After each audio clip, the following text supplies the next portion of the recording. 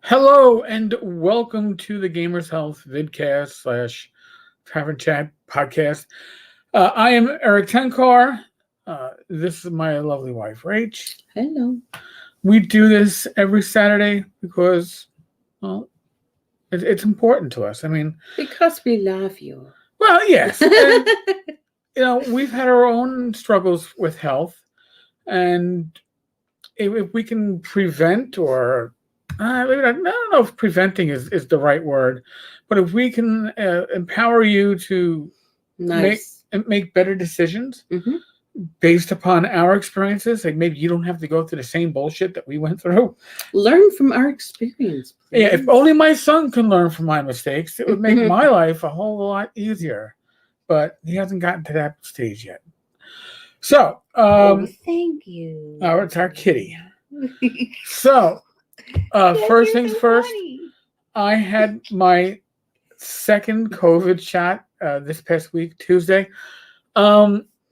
All right, there's still a little tenderness, but my God, it was on Tuesday, Wednesday, Thursday, Friday. This arm was painful. Now the muscle feels like my younger days when I used to like bench press and went a little bit too far, pushing myself, and you go, ugh.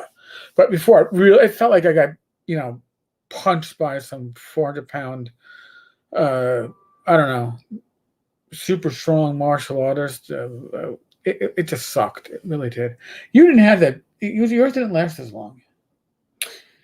No. Mine both times lasted maybe 2-3 days max. Well, I guess mine was. Well, also you have to bear in mind each weekend that I had it. I got it on that Friday. Right. And then I had yoga on the Friday night, the Saturday, and the Sunday. So I was moving it a lot. Right. You had to work through it. Like, yeah, a lot, like, raising your arms or,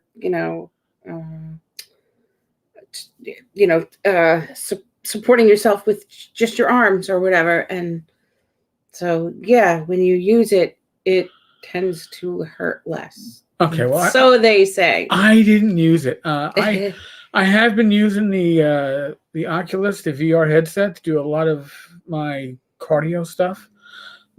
Beat Saber has been my go-to, and I haven't done it in nearly a week because, well, I felt like shite, so I didn't do it. And I'm not saying whether it's good or bad, but I didn't do it. But that kind of sort of leads me to what I consider to be the main discussion topic of today.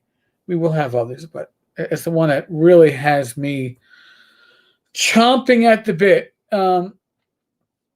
I was talking with somebody, a friend of mine, a good friend of mine, and again, we all have our own health challenges. We all have our own path we have to walk. And like myself, they are a type 2 diabetic, and they were talking about,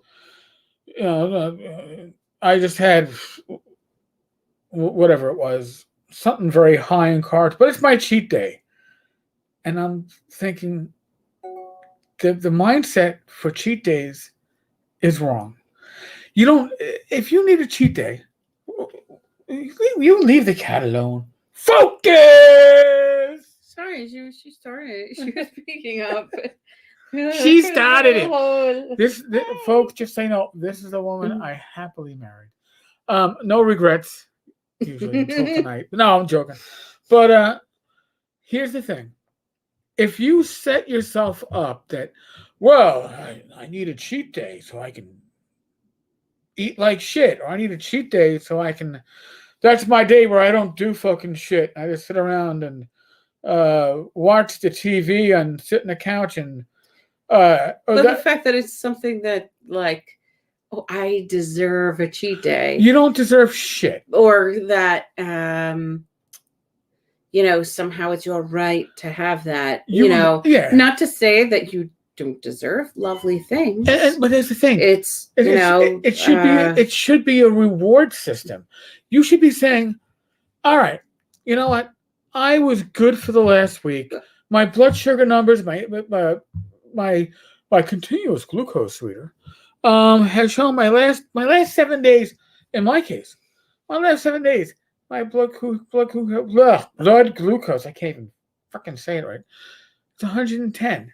So tonight, I was like, all right, I'm going to treat myself. I am going to have shepherd's pie with that nice, beautiful, fresh mashed potatoes on The top. pillowy The potatoes. pillowy, homemade Irish mashed potatoes.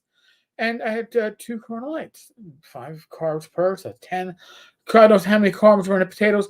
I got down there, my blood sugar was around 89. When I got home, it was like 162. That's fine. Tells me 2 things. It tells me, 1, my blood glucose meter is working.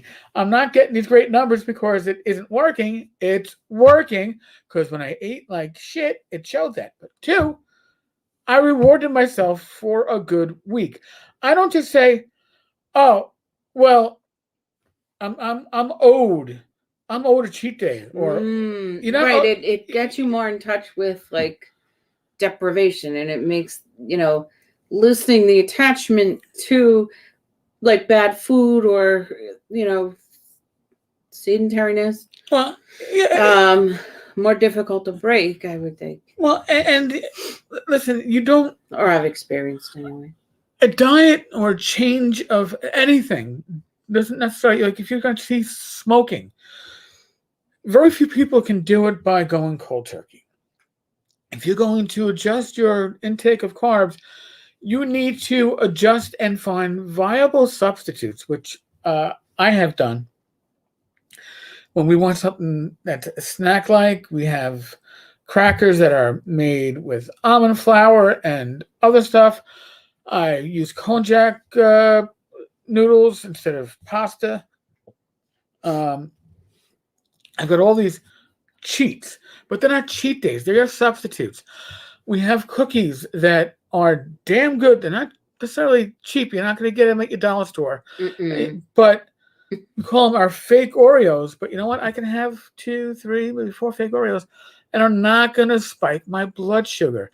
And then I went, after doing this for a week and a half, now I can say, all right, I can have a reward day. I can have a reward meal, or I reward myself, and I can go and say, hey, normally I would not have something with all this starch in it. I wouldn't have all this stuff with, thankfully, if they didn't give us bread, if they had, I might have busted 200 in my blood sugar. But the deal is, you're not owed shit. You don't get a cheat day because you want a cheat day.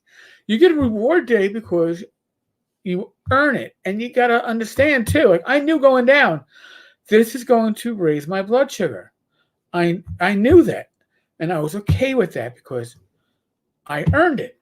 Now, if my blood sugar for the week was, I don't know, averaging 160, 180, which would be significantly higher than it is now, would I have earned a reward day? I guess it depends. What were my numbers starting at? My numbers were starting last May when I was in the hospital. My A1C was 9.5, so it was around 240, 245 on average. But the thing, too, before we did that, we took a walk. Yeah, but the thing is, even before, as a way of... But even before the walk, my numbers were good all day today. Yeah, no, I'm just saying that, the walk helps. While you incorporate, while you have that, while you give yourself that little bit of grace and enjoyment, you're also doing certain things to offset. Right. And that's part of it. Again, you have to work to get a reward day. A cheat day is saying, well, I cheat now. When you this is day number 6. It's a Saturday. That's my cheat day. No. That says how terrifyingly someone is attached to food. Yeah. Or whatever your cheat is, whether it's alcohol, whether it's cigarettes, whether it's quasi. I say food because I identify with food. Yeah, listen, it could maybe you're trying to kick a habit with the marijuana or some other narcotic, whatever you're trying to cure, sane or address. I shouldn't even say cure. Whatever aspects of your life that you're trying to address and bring into balance, giving yourself a cheat day does yourself a disservice. Because when you cheat on a test, did you earn your grade? No, you didn't earn shit. You fucking cheated. Okay? That's how you got your grade. Okay? Not through hard work, not through study, not through even a lucky day. All right? That wasn't even like, holy crap, God blessed me and I should have failed this test, but somehow I squeaked it out. All right, well, you know what? Maybe you reward yourself and you take yourself out for dinner afterwards. But you don't go, well, I passed the class because I cheated on a final exam. Time for me to celebrate my cheat. Well, it sucks because I don't know that anybody's really getting over with this shit. This No, you're not. You're shit. fucking yourself Because over. I was just gonna say, like, the cheat day for me as a person, like, I can kind of relate to food addiction, and having the cheat day would roll into the next day. Oh, just this nice breakfast, and then, when would it stop? When I had if I had a problem where I noticed, I didn't like the number on the scale, or my jeans seem to be smaller. What happened to the dryer? Gotta blame the dryer. Shrunken, yeah. So all those things that you tell yourself, and it just, I don't know. I feel like your denial system can kind of grab hold of that shit and just run with it. Which is why, again, and maybe I'm being a bit too, I don't want to say aggressive. That might be too strong a word, but maybe I am too empathetic and going, let go of the cheat days, folks. I don't care what aspect of yourself that you're trying to adjust, you're trying to balance, you're trying to fix. Cheat days are not a solution. Cheat days are a symptom of your problem. Okay? Give yourself a reward. And not even a reward day. Give yourself, in the case of us, it was a reward meal. And then I'm going to go back to eating healthy because, like I said, it showed me two things. It showed me that, yes, I was doing great all week and my blood sugar was down and steady and awesome.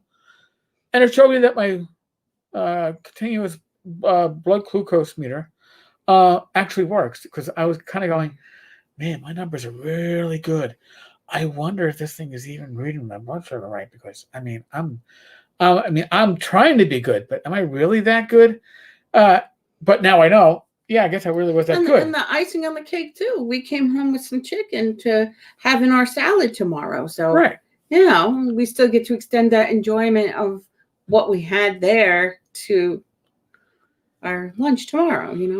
So for dinner today, and not endorsing any company, I don't get a kickback from this. We do meals from Home Chef for 3 meals a week. And today it was a butternut squash turkey chili. And it was damn good. It was damn satisfying and had no impact, or such a minor impact on my blood sugar. You couldn't even notice it.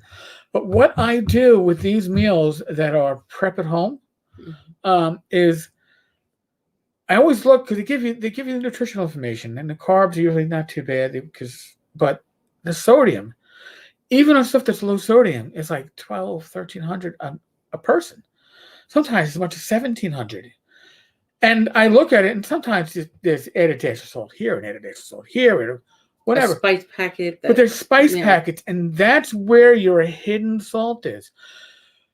I know I've mentioned this before. I have a huge collection of spices and herbs that I can go to. So today it was a chili and cumin mix. So I went to my Mrs. Dash, no sodium chili, and said, what am I adding here? They want me to add 3 teaspoons. I'll measure out 3 teaspoons. And I could not, it smelled exactly the same, but I know that's where the sodium was. So I have to watch sodium. Rach has to watch sodium, but especially me, I really have to watch it because, hey, I had the congestive heart failure. I really want to keep my blood sugar in check to keep less stress in the heart, and I need to keep my sodium levels in check. So all this stuff works together. But again, even my heart failure specialist had told me, as things started opening up in the fall, I was like, hey, no, you can have a glass or 2 of wine at night, because that's not a problem, and you can go out and and treat yourself once a week for dinner. He goes, you can go out and have a steak with potatoes and whatever. I was like, all right. Now, do I do that on a weekly basis? No. Generally not.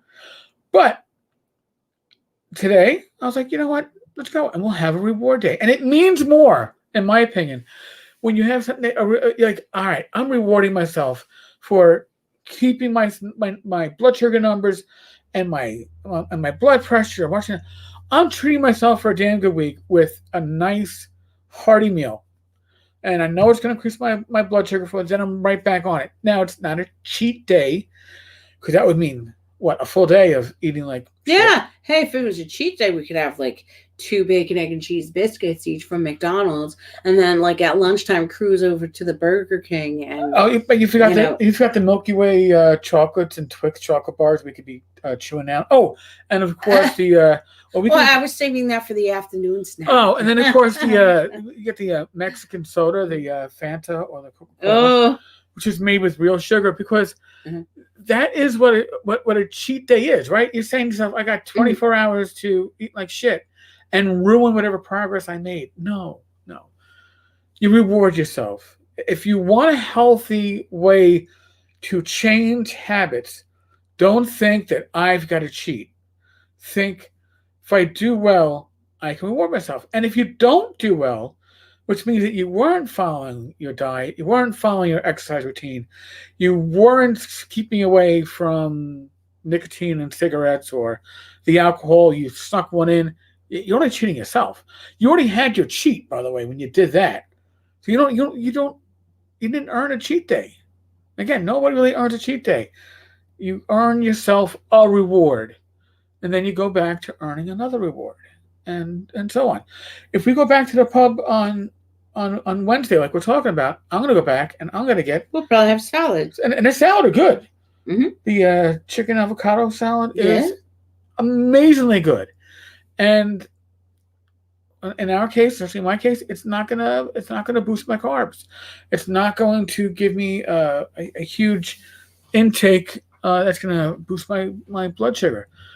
So, forgive me if I've been a bit verbose about this. I know I'm a gamer. I'm throwing in those words from the first edition rule books. You gotta. I'm Gygaxian, the vidcast and a podcast. So, now, Rach, you've been doing your yoga training. Yeah. So it's getting along now. So yeah, it's moving. So crunch time is coming, and so we have to do 4 teaching situations. Okay. Before we complete. So I signed up for 3. Have to put in 1. I didn't want to jump on all the prime stuff before everybody else got a chance to, since I took 3 of them already. But between now and the end of May, I have 3 classes to teach so far. Nice. But so we worked on a lot of sequencing and ways of organizing the class and different stuff. So I guess you do the class and then they all give you feedback about how it was for them. They were what was good about it, and then the how abouts. So it's scary because you're on display, you're kind of exposed, that's where that whole imposter syndrome kind of comes in for a lot of people. I think, I know I started struggling with that weeks ago, but I'm better about it now. So I'm just sort of well, you know what, I'll do my best with these classes, and then either way, however good I do, however bad I do, there's going to be positive things that people say, and then there's also going to be the how abouts, what if you did this or did this way? It's the whole reason to do this, right? You want to know and learn and figure it out. So there's no way out but through, and you just keep going. Now, folks, just so listeners and viewers understand, imposter syndrome is huge in our industry when you talk to creatives. I know a lot of creatives, including myself. All right. I've been blogging for 11 years. I've been podcasting for nearly 3. I've been doing the YouTube now for, I don't know, coming on close to 6 months. And do you get with imposter syndrome? Yes. But I know people that have worked for major companies, large ass companies, who are afraid that one day everybody's going to figure it out. Yeah, that they don't know what that. And these are people that, if they wanted to, could probably make the hobby, writing for tabletop RPGs, their sole source of income, and have it be a viable income for their family. And yet, at the same time, they have this: I'm gonna wake up one day and people are gonna see through me and realize I don't know what I'm doing, or I'm faking it. And my own experience, and it's less in the hobby, but I was a cop for 20 years, and I remember times, especially in my first 5 years as a cop, where I would get into, or when I was a rookie sergeant, and you get to a job, as we called any of these things we had to respond to. Came over the radio, and you get to the job, and you'd be like, "Oh shit, I have to make decisions here. I got to make decisions that are going to either impact somebody's well-being, somebody's potential freedom. I'm going to have to make decisions that are going to affect the people that work under me." And you get scared. You know, like, what if they realize that I don't really necessarily know what I'm doing? And here's the thing: if you can look at yourself and say to yourself, I maybe I don't know what I'm doing, it means you're evaluating yourself enough to realize you probably do know what you're doing, but you're questioning yourself, because that's what a healthy mind does. You're not so arrogant to believe that you're infallible. I was, Yeah. by the way, my hand's over here. I putting my hand up for those that are listening at home. You can't see this, but those that are watching. I believed in my own immortality to some extent when I was an active cop, because you kind of need that idea to go into situations that the normal person would go, "Fuck you, I'm not." There's somebody with a gun. I'll just call 911. Yeah, there's somebody from with my house. There's somebody with a gun on the other side of the door. I'm not going in. You got to believe that nothing's going to happen to me, because, So, but there are times too where you kind of go, I don't know. You make the best decision. Well, you know what?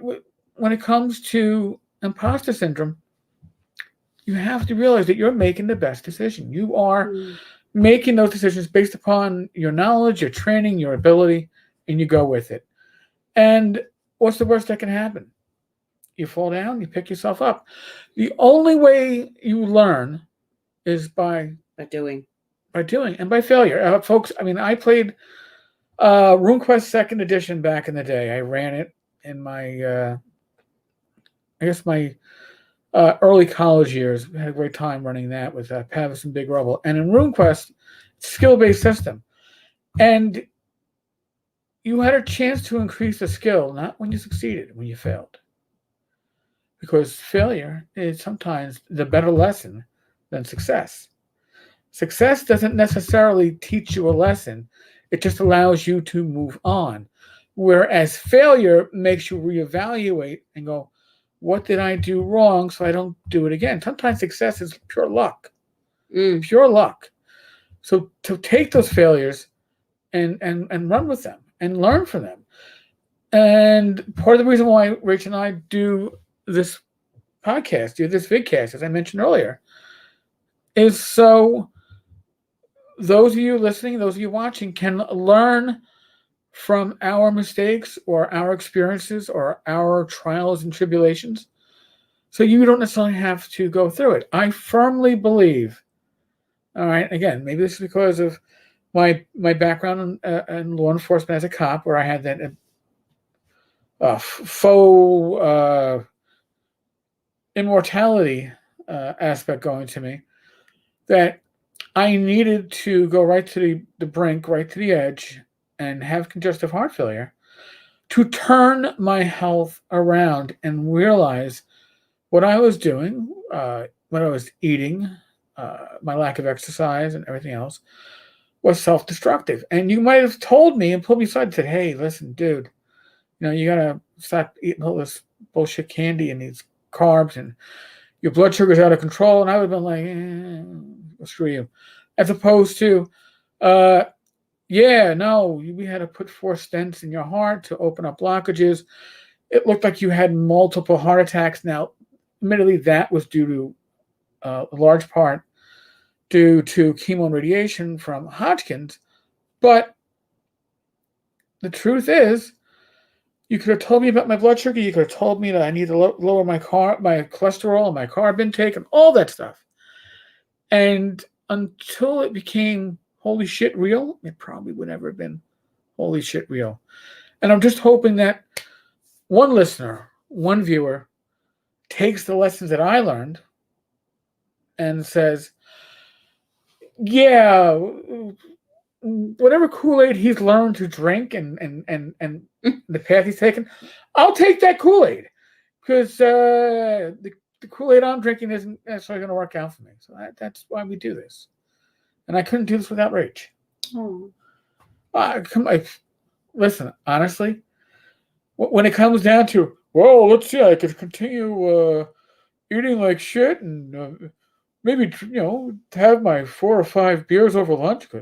Oh, yeah. Why not? And when it comes down to that, and it turns into, if I don't change my life around, I could be checking out early, which means I'll be seeing a lot less of this woman that I love. I think I'd much rather spend a lot more time with the woman that I love. So sometimes you make decisions not just on what's best for you, you make it on what's best for others. All right? Because sometimes, I'll be honest with you, a lot of us don't give enough of a shit about ourselves to make the right decisions. I was just reading something for yoga. Man's Search for Meaning. It's Viktor Frankl. Okay. And he talks about just that, how, we come through like horrible circumstances, horrible situations. Like he came through like the concentration camps. Okay.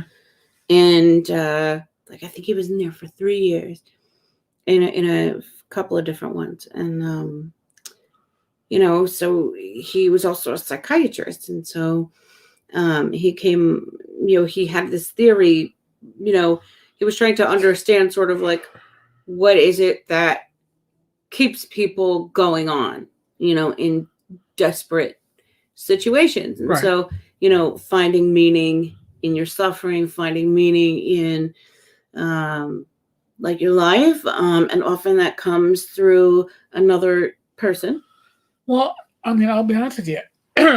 For me, if I was single going through all this stuff, I probably wouldn't have fought as hard as I did. Mm-hmm.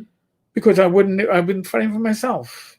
And it isn't always the greatest motivation. But a lot of times fighting for others is. That's part of the instinct of being a parent. It's part of the instinct of being a spouse. Mm-hmm. And I am, again, blessed. I talk a lot about on the Game of Health podcast, we talk about stuff that goes into the spiritual, the emotional realm. You have to remember, when it comes to your health, it's not just the physical health that we're talking about, okay? It's your mental health. It's your place in your own headspace and how you feel and how you handle stuff. You should never feel like you're alone. I can do this diet because I do it with Rach. Mm-hmm. Again, if I was doing this on my own, it's so much easier to just say, fuck it. Really, it's so much easier. Do it with somebody. The support of another person is huge. Mm-hmm. If you need to talk, I can always talk with Rach. If you don't have anybody to talk to, you can always leave us a voicemail, 347-509-5168. I learned a goddamn number now. Holy shit. 347-509-5168. That's the Google number. If you have something you want us to share on the air, we will. If you just need to talk, leave a message and say, listen, I don't want this aired. We won't air it. And if you want, I'll get back to you either by calling you or by leaving you a text. But we will listen. We do care. Part of taking care of yourself is being able to help others. And you can't help others unless you take care of yourself. If you're dead, right? So it's the whole thing like you're on an airplane. When they give you the whole 9,000 steps that everybody tunes out and goes into their iPad. And, oh God, they're going to talk about in case of a waterborne emergency, your seat turns into a flotation device. When I talk about the mask, what do they talk about? Secure your mask first before helping the person next to you. Secure yourself.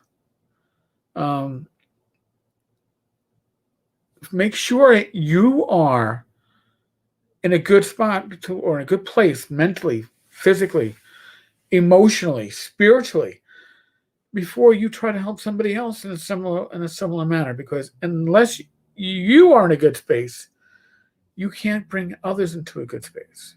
You can't assist others until you found that grounding in yourself. True? True. So, yeah, I maybe I've talked your ear off enough. Grace doesn't talk nearly enough. It got pretty deep, man. Pretty deep, man. I feel like I need to. Well, I can't have. Oh, all right. Here, I'm going to let you on one little secret, folks. So, I had not had hard liquor in over a year because of the whole pneumonia and sepsis and water retention and congestive heart failure and everything else. Oh, what a wonderful time it was. But I was fiending for Fireball whiskey. But Fireball whiskey is 10 grams of sugar per shot. And I like my Fireballs. I mean, we used to really have a lot of Fireballs at the pub. Yeah. Okay. They used to like our buybacks for Fireballs. And we got good buybacks. Yeah. We were good customers. So, now we still are, but just yes to that right. So here's degree. So I did a little research and I found a recipe to make your own cinnamon whiskey, your own Fireball whiskey, basically. Now I bought Tullamore Dew, which is a higher end whiskey, not a high end, but not low end, and not bottom of the barrel. I would go a little bit lower next time, probably get Jack Daniels or something of that sort. An American one? Yeah. Because I guess that is made with an American one, isn't it? Right. But also, here's the deal. They called for 5 cinnamon sticks, and I got my cinnamon sticks on Amazon, so I got... There's probably 7 or 8 of them in there, yeah? There's 8. So I put... And to get the 8th one in, to get the number 7, 8, I had to basically pour out a shot, and or half a shot, and that actually went down the sink, because I was in... It had to be good. So after a day, I poured a shot, and I put 1 drop of sweetener. It happened to be monk fruit sweetener. 1 drop of liquid sweetener. You can use stevia. You can use liquid. I wouldn't know if I'd use the coconut sweetener, but whatever floats your boat. And it was damn good. And then last night, I poured 2 shots over ice. That and a pint of seltzer. And spot on. So, if you want a low-carb solution or alternative to a Fireball whiskey, infuse your own. I think they now the recipe I said it said, and it truly will be like Fireball. 5. They said 5 days. 5 days, and I have it cooling in the fridge. Tomorrow we'll make 4. I think 4 days. Yeah, tomorrow I'll make 4 days. I'm not gonna have it tonight because I had 2 beers plus a little bit of Rachel's at the pub, so that's my alcohol intake for the day. But again, I could say, well, I deserve a cheat day. I'm going to have Fireball whiskey. Now, having the whiskey on its own is a cheat. All right, having it as a Fireball is more than a cheat. That's playing like, I don't know, blood sugar roulette or some shit like that. Yeah. So, but you can make your own. It's probably a higher quality whiskey. Doesn't have some of the additives that they say is in Fireballs. And it probably has a higher alcohol content too. Because Fireball's alcohol content is lower than a regular whiskey. Oh. So, all right, folks. On that note, I'd like to thank everybody who listened. Thank you. Or will listen, or as I'm falling out of the camera. Listen, we are in the midst of the world of COVID. Some areas, my sister isn't technically eligible, but she called one of the sites and said, listen, can you put me on the list if you have overflow. For overflow. If you have shots that have, it's not even overflow. It's if you have shots that have not been used and have to use them before the end of the night or the end of their tour or whatever they're doing, they have to use them because they don't last till the next day. They called her and said, yes, we have a shot for you. And it's first come, first served. So I'm sure they call, we have 10 shots, let's call 20 people because you want to make sure you use them all. But once you've got that first shot, you're guaranteed your second shot. She got her first shot yesterday.